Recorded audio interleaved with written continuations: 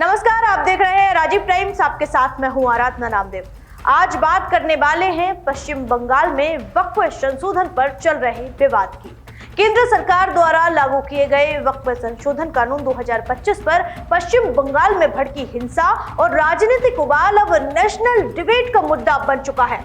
खासकर मुर्शिदाबाद के जंगीपुर और सुती में हुई आगजनी, पथराव और पुलिस पर हमले से यह सवाल उठने लगे हैं कि क्या ममता सरकार कट्टरपंथियों के आगे घुटने टेक चुकी है।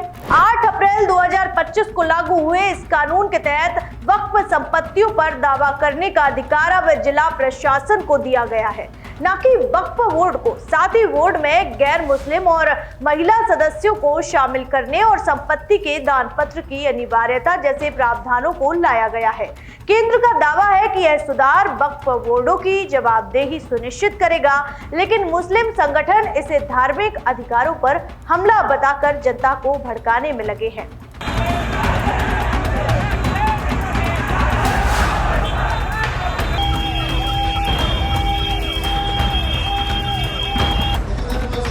হাতে যারা মুসলিমা করতে চান একটু আপনারা মুসলিমা করবেন।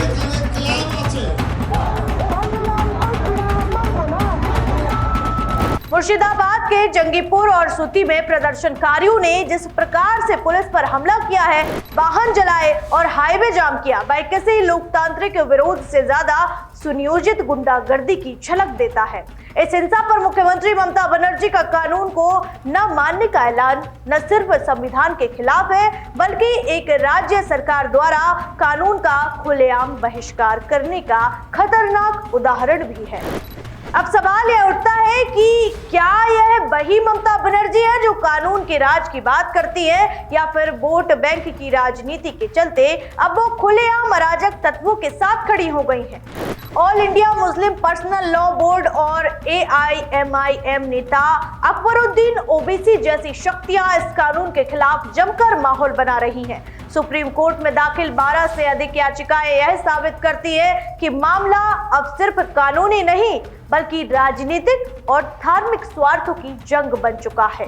कानून की वैधता को चुनौती देने वाली याचिकाओं पर सुप्रीम कोर्ट की सुनवाई तय हो चुकी है। यह सुनवाई न सिर्फ इस कानून के भविष्य को तय करेगी, बल्कि यह भी संकेत देगी कि क्या देश में लोकतांत्रिक सुधार धार्मिक कट्टरता के सामने टिक पाएंगे या नहीं। पश्चिम बंगाल के मुख्यमंत्री ने जिस तरह से वक्फ कानून को ठुकराते हुए प्रदर्शनकारियों के सुर में सुर मिलाया, वह संवैधानिक व्यवस्था पर सीधा हमला है। सवाल यह है कि क्या राज्य सरकार को यह अधिकार है कि वह केंद्र द्वारा पारित कानूनों को अमल में लाने से इनकार कर दे। अगर नहीं तो फिर केंद्र सरकार को अब यह तय करना होगा कि कानून का शासन चलेगा या ममता की सियासी मजबूरियों का।